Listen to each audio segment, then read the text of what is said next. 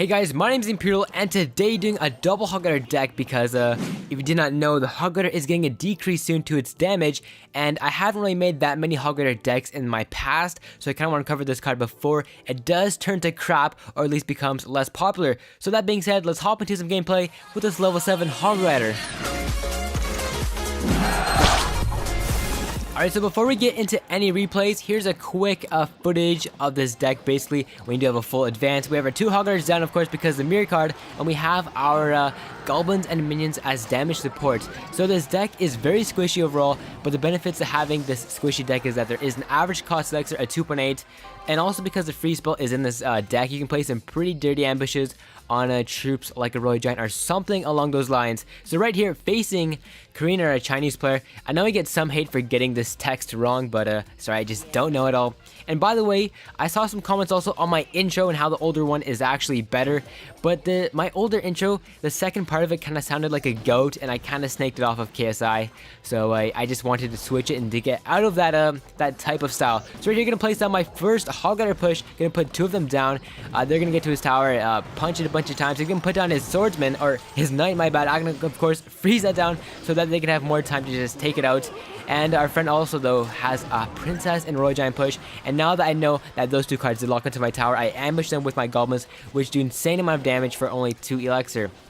And the good thing about the deck that we're facing is that it has lots of ground focusing only, which means that our minions can just go to work on them and they won't even get taken out at all. So unfortunately though about this deck is that when it comes to taking out princesses, as you saw in that scenario, we only had a mirrored minion to take out his princess, and that's like a 4 to 3 elixir cost trade, which is definitely not the best. Alright, so it's very slow in the game right now. We're both sitting at like 5 elixir. He's gonna put down his pump, and I'm gonna of course put down my pump very soon. And a problem with this deck though is that you are lacking lots of firepower. Like for example, all we got in this deck are like the goblins and the minions, and without a free spell, they can get taken down pretty quickly by a wizard, which is pretty sensitive of a deck. So right here, we're gonna do just that: freeze down his push. We're gonna put down our goblins to do some damage to that Royal Giant, but still our tower is gonna go down, and now we have to deal with his troops, even though we tried to deal with them before, and we're gonna lose a bunch of our crown tower's health. Right here, I know that his troops just locked onto my base, so those minions should be able to clean them up. Now, unfortunately, also in this deck, we have no fireball or no arrows at all. So if your opponent does have like a princess and she's deep within their base, it's gonna be really hard to dig her out. And also, guys, like, look at his 2 elixir pumps. I really badly do want a fireball to take him out, but I just don't have it in this deck. So right here, I'm gonna go for a push with my double Hog Rider strat. Once again, our friend for some reason is maxing out at 10 elixir. Not once again, but he's just doing it. I don't know why. I guess he was AFK for quite some time now. So we're gonna freeze down all of his troops right here, except for his baby dragon. Lost that tower's health is gonna go down. We're gonna put down the 3rd Hog Rider. That's the first time I've ever done that.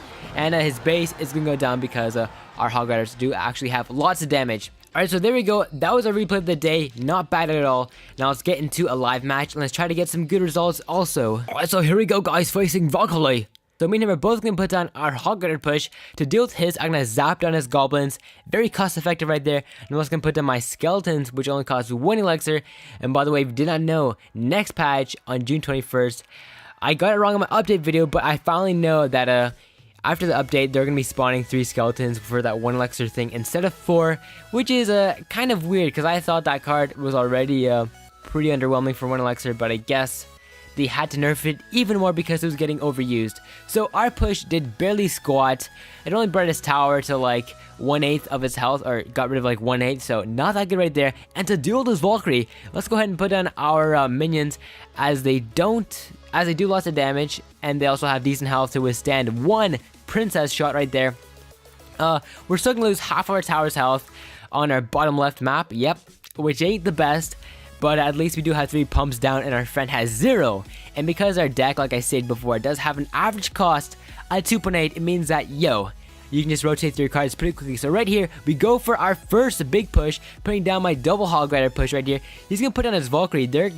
She's only going to like brush off some health from my Hog Riders. Nothing too significant right there. Let's go ahead and put down our goblins also. They're gonna follow up behind the Hog Riders, and guys, it's looking really strong. We got like half of our crown tower's health down, and actually we might take it down. It's on 2 health now.